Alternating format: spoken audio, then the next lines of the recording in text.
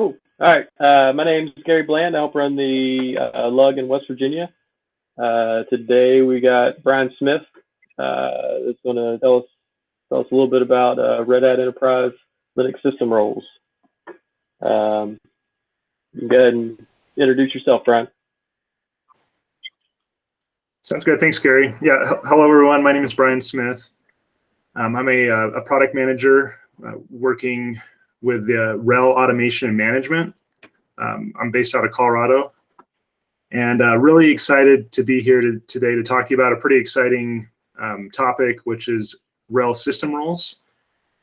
Hoping to make this as interactive as I can. So if there's any questions or comments or anything, throughout the presentation, feel free to jump in. And also towards the end, I definitely want to get some feedback on, who's using RHEL system roles, what kind of roles you'd like to see in the future, any struggles you have with RHEL automation or management, stuff like that. We want to hear your feedback on that. So definitely be thinking about that as I'm going through this. Okay, so what we'll be talking about today is basically a high-level overview of what are RHEL system roles, what roles do we have available, how you can get started with system roles very quickly and easily. And then I'll also be going through a short demo that shows a few of the roles in action, how you can create a standard operating environment using the roles. And then we'll talk about kind of the future of system roles, and then we'll also discuss the upstream project, Linux system roles, which is also available for Fedora and other Red Hat derivative operating systems.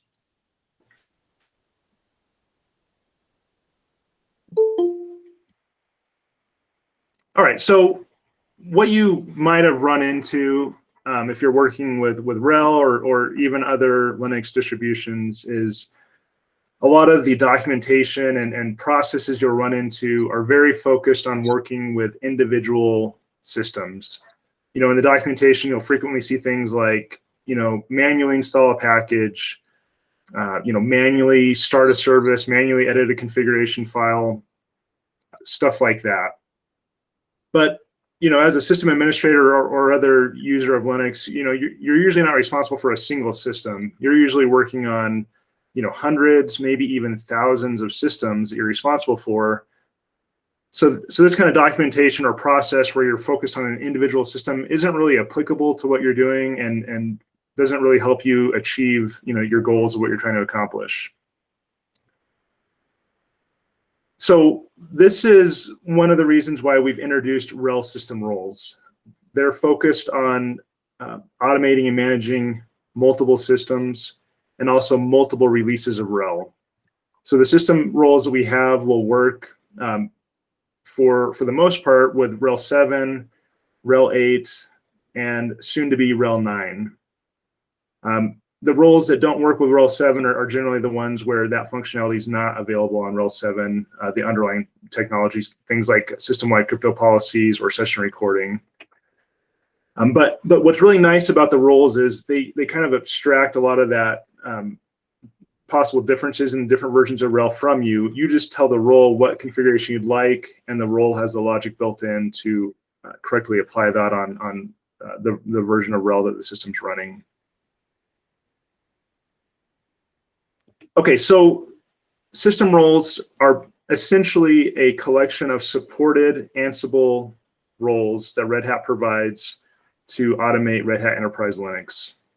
One really important thing to keep in mind is that the system roles are included in all RHEL subscriptions. So these do not require a separate Ansible subscription to use. If you have a RHEL subscription, you have everything you need to utilize the system roles. These are all about providing a consistent and repeatable configuration and executing tasks at scale across your environment. If you do have a Red Hat Smart Management, or also known as Satellite subscription, you can use the system roles from Satellite, and there's some benefits to doing that. Satellite makes it a little bit easier to manage and run and track the log files and stuff like that from your Ansible runs. And then if you have an Ansible automation subscription, you can also use the system roles from Ansible Tower as well, which provides a lot of advanced functionality. Okay, so if you haven't looked at system roles in a while, we've been putting a lot of work into this, and we've added a lot of roles recently. So I've broken them down into 3 different categories here. Security, obviously, I know security is important to a lot of people on this call, and we have a lot of roles that are focused around, ensuring your systems have a consistent security configuration. So we have a role for SE Linux, which can automate a lot of the functionality around SE Linux and getting that configured on a system. A certificate role that can help you to manage certificates on systems. Network-bound disk encryption, both on the server side and the client side. Network-bound disk encryption is if you haven't looked at that and you have Lux encrypted volumes, this is definitely a very useful feature that allows you to automate the unlocking of your boot volumes or other encrypted volumes. Yeah, Travis, go ahead. So, quick question around the network-bound disk encryption client and server, because I was playing with that. So, I know the RHEL system rules is available as an installable RPM, and Ansible has also moved forward toward AAP 2.0, the Advanced Automation Platform, and they're yanking stuff out of Ansible Core and putting it in collections. Could you theoretically take this NBDE client server role out of the latest and greatest RHEL system roles and use it on a RHEL 7 server, or do you need some of those additional modules that are now going to be coming in Ansible collections? Because I've looked at that in the past, and some of the modules were not available to do some of the stuff with Clevis and Tang for the NBDE. Yeah, good question, Travis. The NBDE client and server roles support RHEL 7 and RHEL 8. We also have Rich on the call as well. He's the lead developer for system roles, and as he noted, these don't require any external dependencies. So everything you need to run these roles is included with both RHEL 7 and RHEL 8. It's all covered. You shouldn't need to worry about installing anything other than the RHEL system roles RPM and the Ansible RPM, and you should be good to go. Does that answer your question, Travis? Yeah, and I'm actually going to try that in the RH415 course, because I was trying to do my own Ansible playbooks and force Ansible on it, but for some reason I seem to remember it complaining about missing modules. Yeah. That if you're running into that, send me a message and we can look into it. There should be no external dependencies other than the RHEL system roles RPM and the Ansible RPM. You should be all set. We also just released a 2-part blog series that highlights the network-bound disk encryption client and server role, where we go into a lot of detail on how you can utilize those. So I'll talk more about that at the end, the blog series we have, and I'll show a link to that. All right, thanks. And then to answer your other question, kind of around Ansible Core, we are working on updating the roles to work with Ansible Core. Just for some background for everybody else, right now with RHEL 7 and RHEL 8, you have access to Ansible Engine 2.9. That Ansible Engine is no longer being developed as a product. The replacement is Ansible Core, which is very minimal compared to Ansible Engine. It doesn't include all the community plugins and modules. But we are working on updating the RHEL system roles to work with Ansible Core, so that should be a fairly transparent change when we make that. The RHEL system roles will continue to work, and we'll provide any dependent plugins or modules that are required to make them work. All right, if there's no other questions on that, I'll just keep talking about the different security-related roles we have. So T-log, which is session recording. This is a RHEL 8 feature where you can basically set up the system so everything a user does on the command line is recorded.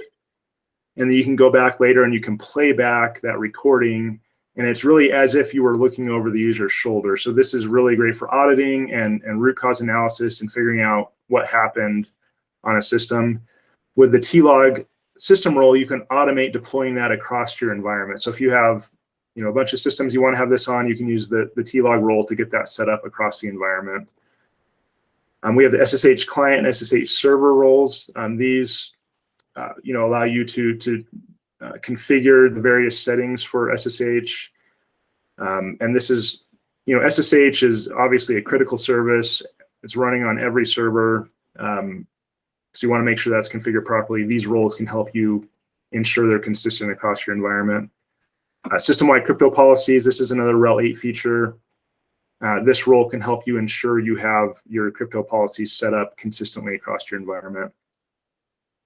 Moving on into the configuration column here, a bunch of different roles to help complete various configuration on RHEL.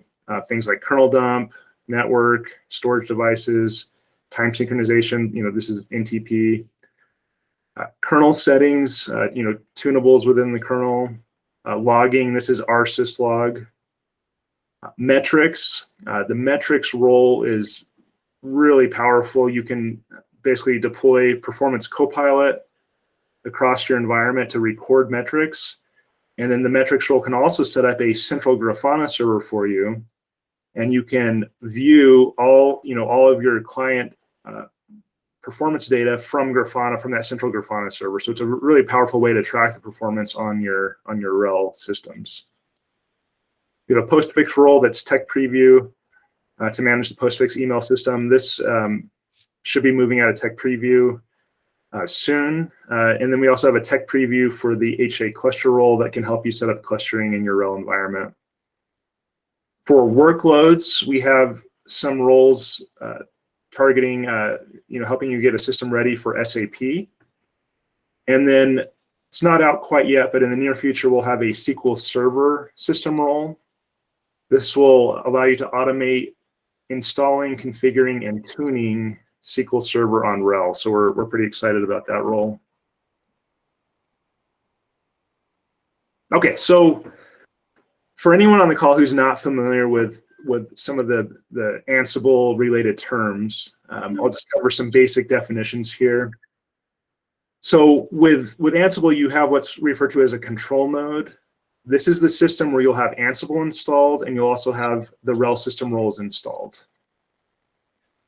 Then you'll have usually one or more managed nodes, and these are the systems that you'd like to have the configuration applied on. The managed nodes do not need to have any additional software installed like RHEL system roles or Ansible. That's only installed on your control node.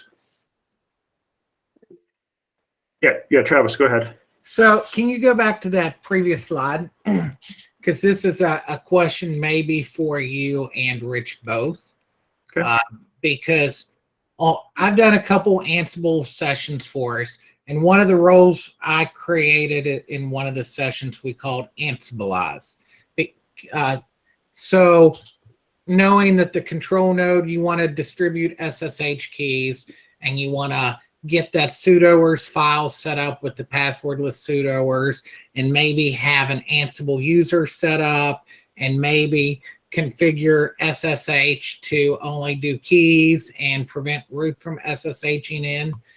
Do you see a future that a role like Ansibilize systems can be in that RHEL system role, so it will set up that control node to be able to manage all these nodes, and you can give it either the dash lowercase k and dash capital K's, so you can provide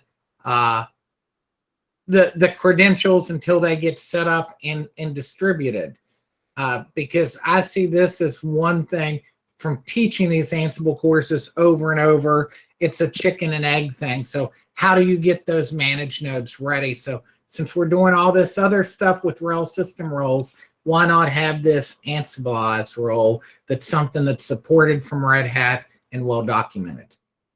Yeah, that's an interesting thought. Yeah, right now we don't have anything like that, but that is an interesting idea. So I'm going to make a note of that.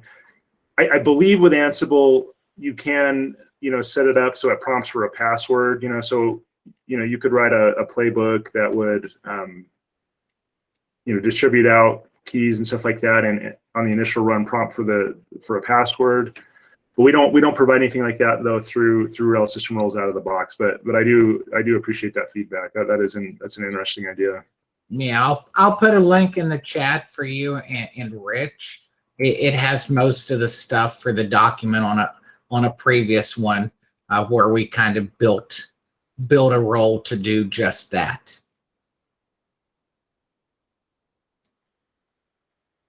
Yeah, and that would be another benefit of using something like Satellite. With Satellite, when you provision a host, you can have it deploy the SSH keys for remote execution as part of the provisioning.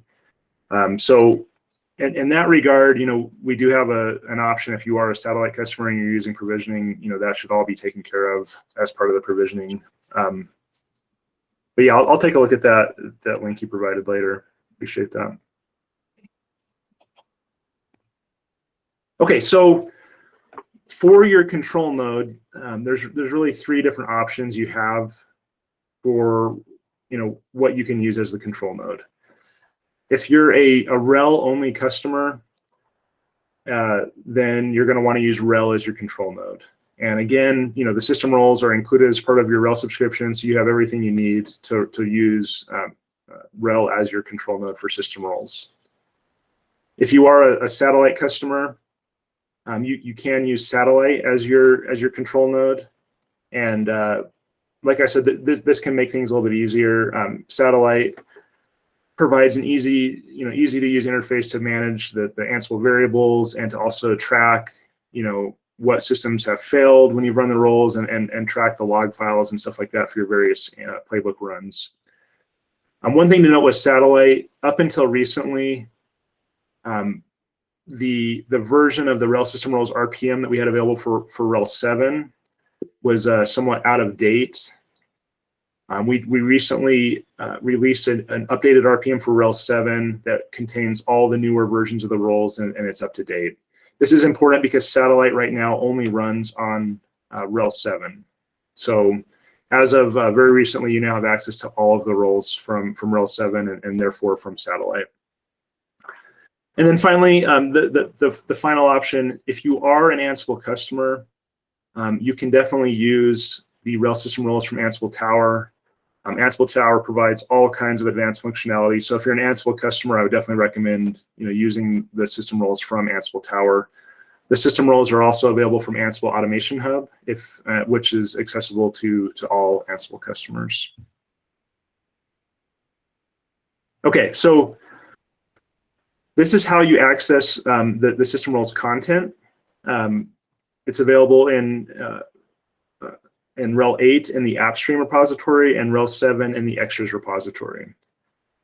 You'll also need to install Ansible, and that's available there's a RHEL 7 version of the repository and a RHEL 8 version of the repository. In the future, we're going to be changing this a little bit, but for now, this is where you can access Ansible Engine. And then, like I just mentioned, it's also available from Automation Hub for those Ansible subscribers. Okay, so on these 2 slides, I'm just going to try to show just a real quick scenario of how quickly you can get up and running with system roles and manage the SSH configuration on your host. So step number 1 is you want to install the system roles RPM and the Ansible RPMs on your control node. Step number 2, this is what Travis was talking about. You do need to have some configuration set up. You need to have some kind of account you're going to use to authenticate with Ansible.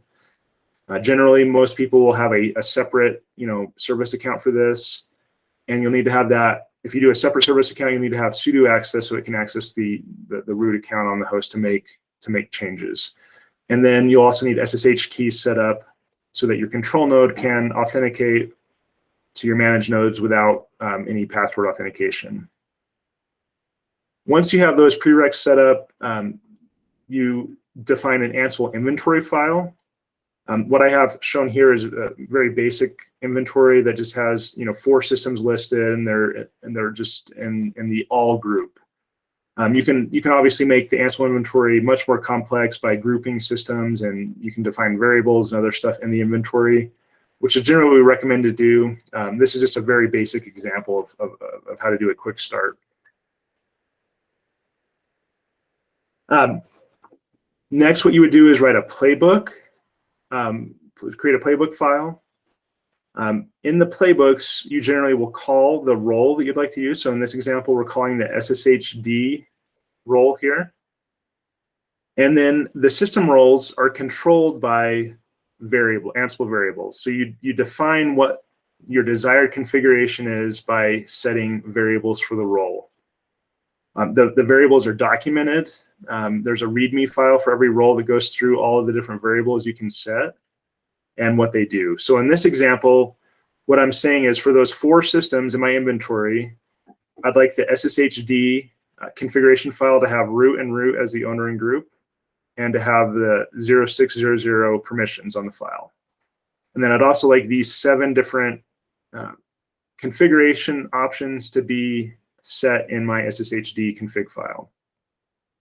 Once you've done this, you just simply run the playbook with the Ansible playbook command, and it's going to go out and implement this configuration across your environment. Generally, we don't recommend having the variables right in the playbook like this. It's generally better to define these externally the playbook, so that you don't have to come in here and edit the playbook very frequently. I just put it in the playbook here just for the sake of simplicity. Okay, so let's look at a little bit more complex scenario. So what I'm showing here is a site called lab.redhat.com. If you haven't checked this out, I'd highly recommend it. It's basically a bunch of different labs you can go through, where you're provided a virtual machine where you can do a hands-on walkthrough of a different scenario. This is completely free, and there's lots of good content out there. So this one I'm going to go through is for setting up a standard operating environment with RHEL system roles. So I'm on a RHEL 8 system here. The first thing I'm going to do is enable the Ansible repository. This is the repository where Ansible Engine is available from. After I've done that, I'm just going to install Ansible and the RHEL system roles RPMs.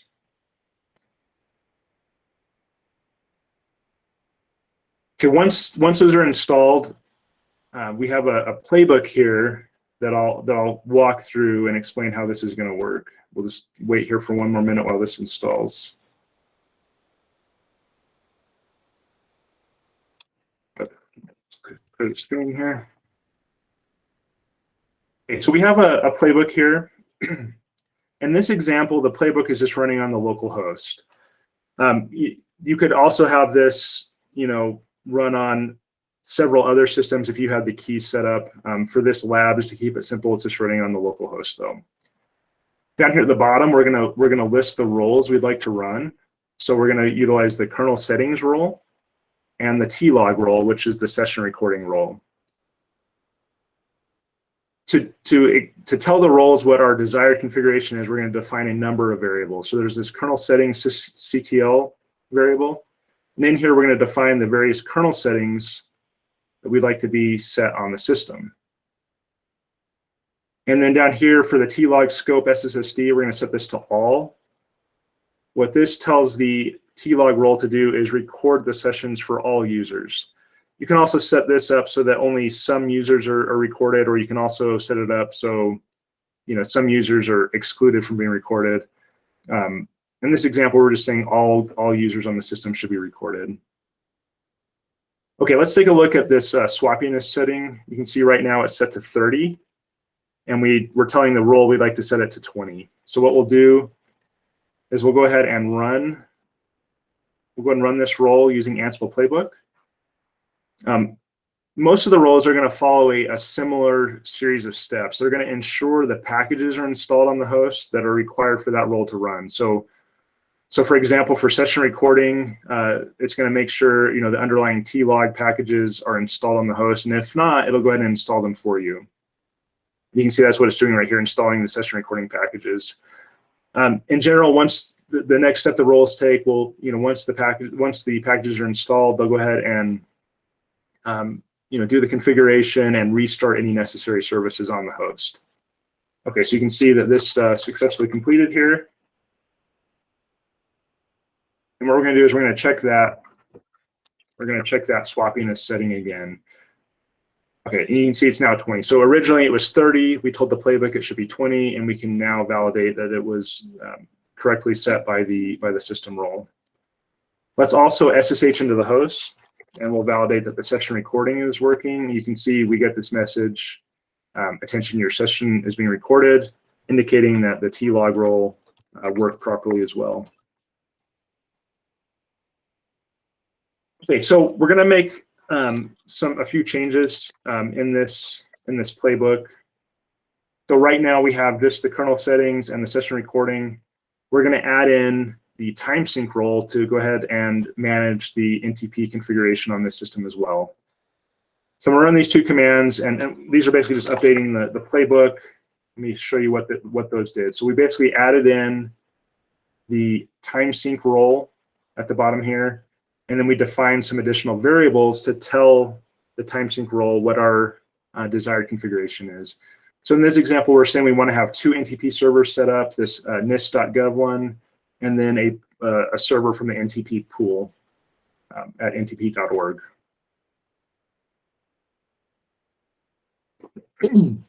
So if we look right now at our current NTP configuration, you can see we have a lot of different NTP servers configured with our default configuration. So what we're going to do is go ahead and run the playbook. Again, the system roles are what's referred to as idempotent. That means that you can run these roles repeatedly, and they will only make a change if the system has diverged from our desired configuration. So it's going to run through and check those kernel settings and check the session recording configuration. But since nothing's changed in that regard, they'll just basically validate they're set up that way and then continue moving on. So what this means is you can set up these roles to run on a routine basis. You could run the roles hourly or daily, and these would ensure if your system's had any configuration drift, they would put the configuration back to what it should be set to per your variables you define in the playbook. Okay, so you can see that this successfully completed. And if we look at Connie's sources, you can see we now have that NIST.gov NTP server defined, and then we have a server that was assigned out of that ntp.org pool as well. So we have our two NTP servers now set up per the variables we had defined in the playbook. Okay, and then the final thing we're going to do is we're going to pretend that in our environment we had an update to the requirements, and we'd like to change that swappiness setting to 10 on all of our hosts. We'll just go ahead and update our playbook. We'll set the swappiness to 10, and then we'll rerun the playbook.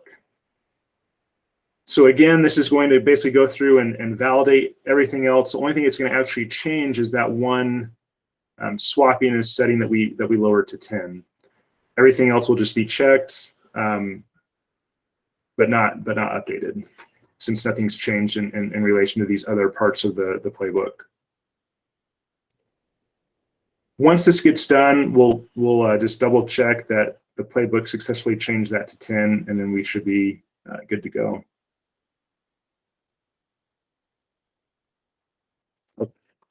Clear the screen, and we'll check that. We can see it was updated to 10 as we had specified in the playbook. So if you'd like to go through this, like I said, this scenario is available to anyone. The link is at the end of the presentation here, or you can just go to lab.redhat.com, and it's in the list there as well.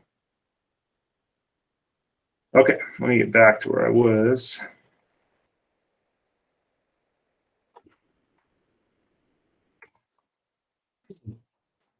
Okay, so I also want to talk a little bit about Linux system roles. This is our upstream project.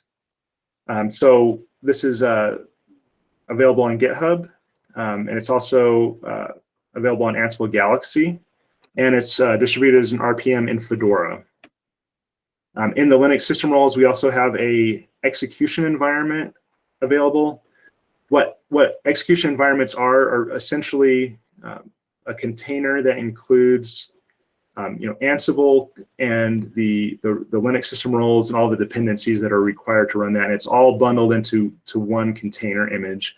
So this makes it very easy to distribute Linux system roles, and also makes it easier for you to consume it because everything is self-contained and provided in that container image.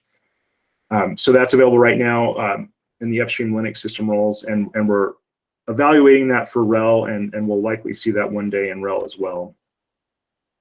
One thing to note about the upstream project, this is not supported at all by Red Hat. This is an upstream open source project. But this is where a lot of the development occurs for the system roles. So if you'd like to kind of track what's happening, or if you'd like to contribute upstream, we welcome contributions on this. So if you see something you'd like to have added and you have the skills to do it, we'd welcome that contribution upstream. Of course, RHEL system roles is the downstream product supported by Red Hat, and like I mentioned, in the future, we're hoping to have a execution environment for RHEL as well. So I want to get some feedback from everyone on the call. Does anybody use RHEL system roles right now, or Linux system roles? Anybody ever tried it out or are using it right now?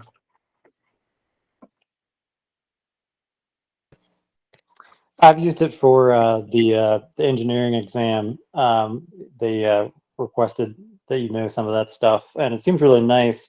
I was kind of interested in the bit you talked about with the certificate management with the SE Linux stuff. That's something I definitely want to take a look at myself, because that seems like I know a customer that might be really useful for. Yeah, very cool, very cool. Anybody else using RHEL system roles or Linux system roles?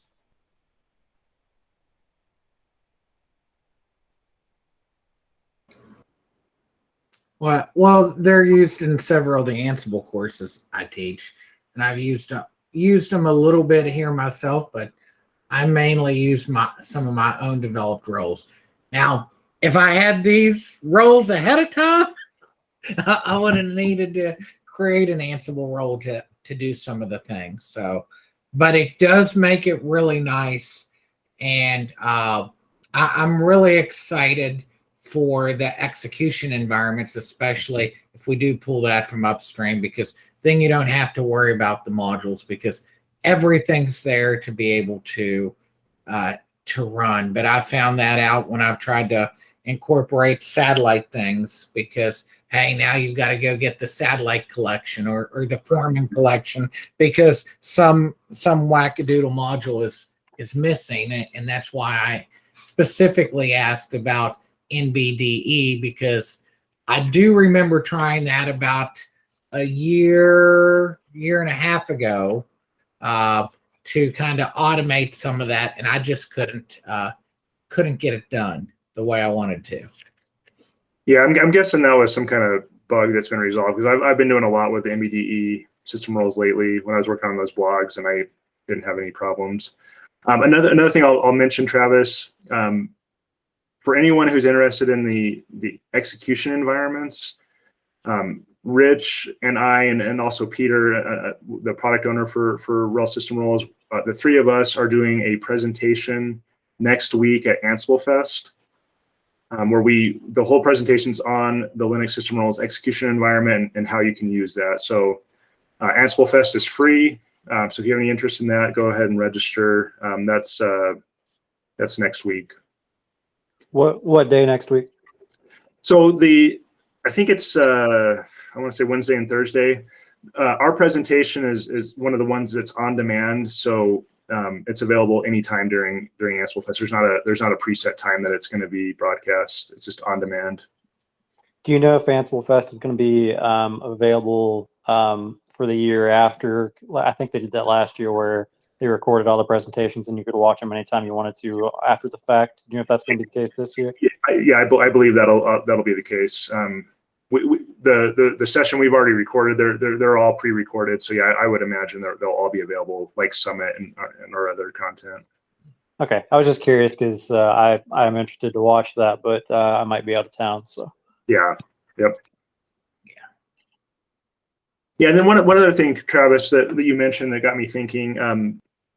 One of the big benefits of the RHEL system roles versus writing your own roles or even using community roles is, these roles are written by Red Hat, and they're supported and they're kept up to date, right? So if you write your own role, first of all, it's going to be a pretty big investment in time. But then you also have to maintain that, when RHEL 8.5 comes out or when RHEL 9.0 comes out, you likely have to make some changes and, ongoing maintenance and stuff. If you use the RHEL system roles, we keep those up to date and we provide the support for them as well. So if you have any questions or issues with those, you can open a support case and, we're happy to help. So that's another big benefit that you get out of using RHEL system roles versus your own role or versus a community role that's unsupported. Well, and that's also why I'm interested in the containerized Ansible execution environment, because I did a little project to create an Ansible container for me that I could pull down in some of the courses where we didn't have the right version of Ansible. We didn't have all the modules. So I can just take my container and know it's there. All I've got to do is put in an SSH key and Right. go. Right. Yeah, and Rich mentioned a good point in the chat here. The system roles are written by the teams that support that technology. So the storage role is written by the storage engineering team. The time sync role is written by the team that works on NTP and Connie. So the people writing these roles are really the experts in these technologies, and the roles are well written and well thought out because of that. Yeah. How would, speaking of roles written by those teams, how would one go about, or what is the best way to go about reporting, let's say, an issue with a role that doesn't work how you think it should, or it just doesn't work right at all? Yeah, good question. So for Red Hat customers, definitely open a support case. And work with support on that. If you're not a Red Hat customer and you're using upstream, you definitely would want to report the issue in GitHub for the corresponding role. There's also a mailing list for the upstream project. But if you're a customer, you definitely would want to utilize Red Hat support, and they're happy to help out with that. And the same thing for, let's say, if it's just a regular Ansible module, for example. That's the best way for users to do that, correct? Okay, so yeah, that's a good question. So, and that's an important thing for me to clarify. So, when you install Ansible Engine on RHEL, if you're a RHEL only customer, there's a limited scope of support, right? So, the Ansible that we include in RHEL is really there to provide, enable things like RHEL system roles and insights and other Red Hat provided content, automation content. The Ansible we include in RHEL is not intended or supported for general purpose automation use cases. So if you want to do things outside of the Red Hat provided automation like system roles and insights, that's where you'll need to look at purchasing an Ansible subscription. And even with an Ansible subscription, though, a lot of these community modules and stuff are not supported by the Ansible team either. So you need to, basically need to understand, things like on Automation Hub are supported by Red Hat. Things you get from other places are not necessarily supported by Red Hat if you have an Ansible subscription. Hopefully that clears up the question. But the big thing I want to emphasize, if you don't have an Ansible subscription, what we provide is really only there to enable system roles and other Red Hat provided content. And there's a couple of knowledge base articles that kind of go into this that I can show here. So let me just pull this up. Yeah, so this is on our main system roles knowledge base article. You know, it basically says Ansible engine repositories are made accessible as a convenience to use RHEL system roles and other layered products. Does not provide full support for Ansible engine outside of the scope of RHEL system roles. Does that answer your question, Travis? Yeah, and the reason I was asking is because this always comes up in courses that people are wanting to learn Ansible, and they're like, well, Ansible's free, so I don't have a subscription. And, you know, I don't want to say tricked, but I got walked into doing a demo on how to create a network team device. So, and they specifically asked with the NMCLI Ansible module. So that, of course, used to come in Ansible Core. So I'm like, sure, I'll do the demo. And guess what? It didn't work. There was something broken in that module where it couldn't create that teamed connection. But I did it on one of my other supported systems with a different version of Ansible. So I'm assuming an upgraded version of the Python that was behind the NMCLI module, and the same exact playbook did work because it could do the connection teaming. So what do we tell those people? Because that's something that should really work. I know it's not supported, but I wouldn't consider the NMCLI module to be a community module. You know, as Rich mentioned there in chat. Yeah, so the Ansible team might be a better person to answer that question. My understanding is, you know, if you get it from Automation Hub, it's supported by Red Hat. You know, when you install Ansible Engine in RHEL, even if you have an Ansible subscription, you know, everything in there is not supported by the Ansible team. You know, there's a lot of community modules and stuff in there that are not supported. So that's my understanding. Again, this might be something that the Ansible team could possibly answer better than I could, though. Okay. Well, that's good enough, because now I do know, at least moving forward with AAP, having that whole Ansible automation hub and having the modules broken out into the collections with the roles, it's very clear that this is coming from Red Hat, this is supported. Or if you get it from Galaxy, you know, right. Anybody could have put that up there, and you get what you get and you don't throw a fit type deal. So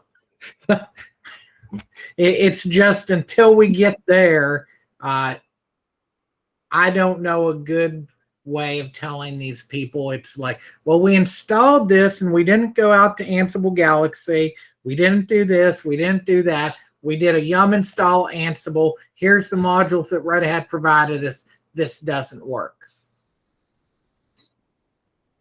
Yeah, and I think what we need to try to do is make sure everyone understands what the scope of support is if you know, are using Ansible with just a RHEL subscription. And that's the only things that are supported are Red Hat provided automation content like system roles and insights, and to enable other layered products. There's no other support if you're a RHEL only customer with Ansible. Yeah. So I think that's a common misunderstanding, and we just need to make sure, you know, help make sure everyone's familiar with what that scope of support is. Yeah. And you know, the other thing is, in the future, you know, when we move to Ansible Core, it does not contain all of these other modules. You know, it's very minimal, and so they're not going to be available if you're a RHEL only customer. You know, you'll only have what's included with Ansible Core, which is extremely minimal. So that will hopefully help alleviate some of this misunderstanding, because, you know, what we provide will be there'll be a lot fewer modules provided.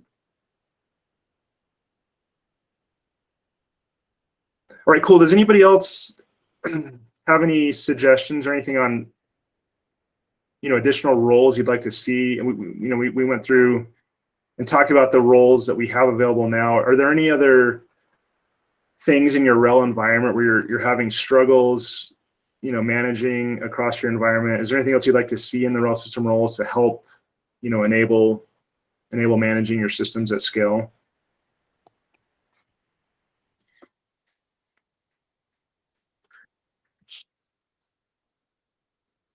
Are you taking requests for like anything?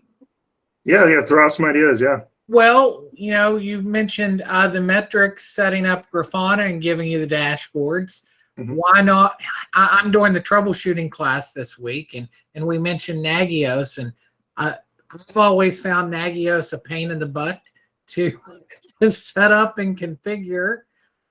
Would it be possible, since we're using things like Grafana for metrics, to have a monitoring system role that would set up something like Nagios that would set up some of your system monitoring for you?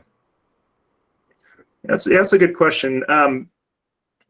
So the main challenge I see there is, right now Performance Copilot and Grafana are already part of RHEL. They're included with RHEL, so it's easy for us to automate them with RHEL system roles.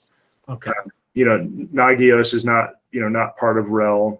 Not packaged as RHEL. So, but that is an interesting idea. The first step, though, we would need the package to be supported in RHEL, and then we could look at automating it. Yeah, maybe try and stick that on in an app stream with RHEL 8. Just say, hey guys, let's just include that. Aren't you in the RHEL business unit now? Can't you make that happen, Brian? Now,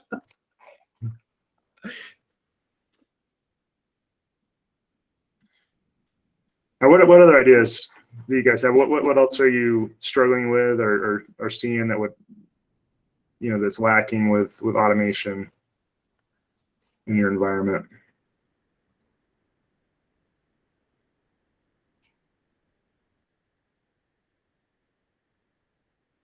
Well, yeah, Rich, I would love to see Zabbix as well.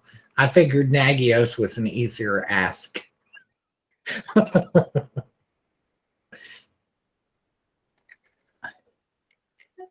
right, cool. Well, if there's no other ideas or feedback, we want to provide some additional resources where you can go to learn more about RHEL system roles. So we have this this blog series we've been working on quite a bit. What our goal here is to write a blog that covers each of the individual roles and how you can use those and kind of best practices and stuff like that. So we have a number of these out. The metrics role that we've been talking about with Grafana. There's a blog that walks step by step example playbooks on how you can implement this and shows you how to do that. Network bound disk encryption. There's two different blogs on how to use the role for that. The first one's kind of a basic scenario, and the second one's an advanced scenario with multiple Tang servers. Also doing things like backing up your Tang keys, rotating your Tang keys, doing all that from the RHEL system role in an automated manner. And then we have a blog that covers SSH server configuration. And then the first one is just kind of a high-level introduction to RHEL system roles and how to get started. The next two blogs that will be coming out in the future, we'll have one on the system-wide crypto policies and one on session recording. So those will both be coming out here in the near future. And then we also have a few videos that'll be coming out that are video, demo walkthroughs of some of these roles as well. And then another thing I wanted to mention real quick is we also have this this knowledge base article that kind of breaks down a matrix that shows you what versions of RHEL are supported for the control node for each role and what client versions of RHEL you can connect to as a remote host or managed node. So you can see some of the roles would only support RHEL 8, and these are the ones that like session recording and crypto policies where the underlying functionality is only available on RHEL 8. So this matrix can be pretty helpful to understand all of that. And then also there's some links to our upstream Linux system roles project where you can get more information on that and get a link to our GitHub page as well. So, all right, well that's all I had. If there's any other questions, I'd be happy to answer any other questions, or if you have any other feedback or suggestions, I'd love to hear it. I do have one question, and I don't know how much you can tell me, but as far as the Ansible core versus Ansible engine module stuff, is there like a place that will show like what modules won't be supported under Ansible core, or like is that information widely available yet or not? Yeah, so Ansible core only contains the built-in modules, so it's very, very minimal. If you actually want to try it out, CentOS Stream 9, we have the Ansible core package in there now, so you can install it and see what it looks and feels like. But to answer your question, it's just the Ansible built-in modules that are available. It's very, very minimal. Okay, I was just curious because that's I wasn't aware of that change, and I know as Rich said, this will disrupt a lot of customers, so it's one of those things I want to get out ahead of. Yeah, it will definitely be impactful for customers who were going outside of that scope of support, and going past just the RHEL system roles and things like insights. It's going to be impactful for sure. But if you are a customer though, and you were within that scope of support, it should be pretty minimal impact. Things like system roles and things like the insights remediation, all that will continue to work as it did before. And Rich provided a link there in the chat to that list of plugins. Yep, I was looking at it. Thank you so much, Rich. All right, cool. Any other questions or comments or anything? No, everything was very good, Brian. It helped me out a lot too. Are you sending this presentation to Gary so we can get this in our GitHub lug location for historical purposes? Yeah, I can send it to Gary. Yep. Thank you. And then Gary, you can send it to me because I'll probably have to be the one to check it in. I know Keith has access and has worked with that repo. I don't know if you have or not. I don't remember if I have or not. I'll probably have to have you upload the video too. Yeah, I can upload the video after you record and tell me where the video is. I'll put it on the YouTube channel.